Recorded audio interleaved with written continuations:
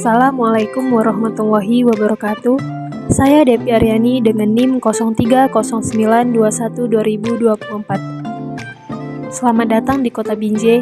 Nah, inilah Masjid Agung Binjai yang akan saya presentasikan videonya berikut ini. Ini adalah Masjid Agung yang ada di Kota Binjai. Masjid Agung ini dulunya adalah tempat para musafir untuk melakukan ibadah karena masjid ini tempat yang sangat strategis dekat dengan jalan lintas Medan Aceh. Masjid ini dibangun dengan ciri khas budaya Melayu dan Arab. Konsep itu terlihat dari kubah serta dari tiang-tiang pondasi masjid. Begitu juga dengan pintu masuk ke dalam Masjid Agung Binjai. Dan Masjid Agung Binjai adalah salah satu ikon yang menarik yang dimiliki Kota Binjai karena merupakan masjid yang terbesar yang ada di Kota Rambutan ini. Sejarah Masjid Agung Binjai berdiri pada tahun 1987 yang diyakini kerjasama Wali Kota Binjai. Yang kedua yaitu almarhum Mulai Sembayang dan Dr. Andes Arisarifuddin Harahap sebagai penggagas arsitektur beserta dengan masyarakat Binjai pada saat itu.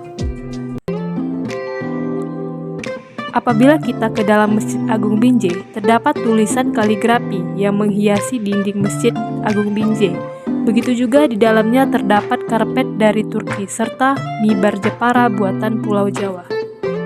Sejak tahun 1822, Binjai sudah menjadi bandar atau pelabuhan sungai yang cukup ramai. Orang-orang Stabat, Tanjung Pura, Selesai, Kebun Lada, dan Semenanjung Malaysia melakukan transaksi perdagangan di Binjai yang dikenal dengan Bandar Sinembah. Sampai tahun 1823, Binjai masih dikenal dengan Kampung Babingai yang dihuni oleh 50 kepala keluarga. Penghasilan utama daerah ini berasal dari sektor perdagangan, terutama lada, yang menjadi komoditas andalan. Babingai kemudian berkembang menjadi sebuah pemukiman perkotaan bersamaan dengan migrasi orang-orang di sekitar perkampungan baru itu. Kampung itu kemudian sekarang menjadi sebuah kecamatan Binjai Kota. Meskipun Kesultanan Langkat dan Delhi pernah menguasai Binjai, namun kota Binjai bukanlah sebuah kota praja yang dibentuk oleh Kesultanan Langkat dan Delhi. Binjai merupakan kota yang tumbuh bersamaan dengan pertumbuhan penduduk dan aktivitas ekonomi yang terus berputar dalam lingkaran perpaduan antara masyarakat Binjai yang kemudian meluas keluar kota Binjai.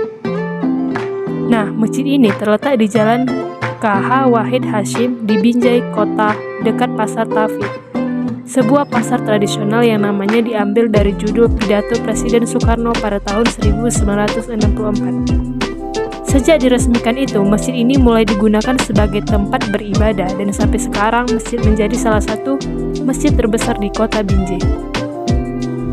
Masjid Raya Binjai merupakan masjid tertua di Kota Binjai dan merupakan peninggalan Kesultanan Langkat yang tersisa di Kota Binjai sekarang.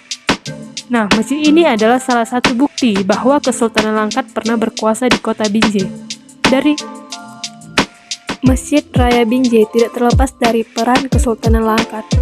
Sultan Musa membangun masjid ini karena pada masa itu, kawasan ini merupakan tempat berkumpulnya para pedagang Melayu Muslim. Masjid Raya Binjai dibangun oleh Sultan Musa pada tahun 1887 sebagai representasi kehadiran kekuasaan Kesultanan Langkat di Binjai.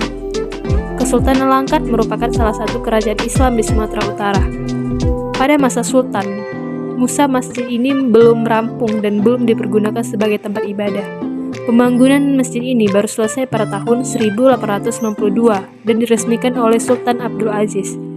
Masjid yang terletak dekat pasar di tengah kota, di samping berfungsi sebagai tempat ibadah warga Binjai, juga sebagai wadah komunikasi antar pedagang pasar karena masjid ini berada di dekat Sungai Bingai, yang merupakan jalur perdagangan di Kota Binjai. Kota Binjai pernah menjadi bagian dari Kerajaan Langkat, Dewa Syahdan yang merupakan pendiri Langkat dan Raja pertama Kerajaan Langkat. Datang dari arah pantai yang berbatasan dengan Kerajaan Aceh. Dewa Syahdan sudah memeluk Islam sejak lahirnya. Walaupun Dewa Syahdan beragama Islam, tetapi beliau tidak memaksakan rakyatnya untuk mengikutinya. Ini dibuktikan dengan memberikan kebebasan kepada masyarakat terutama yang berdiam di hulu dan pegunungan yang umumnya memeluk agama Parbegu. Nah, mungkin itu saja video dari saya. Saya ucapkan terima kasih. Wassalamualaikum warahmatullahi wabarakatuh.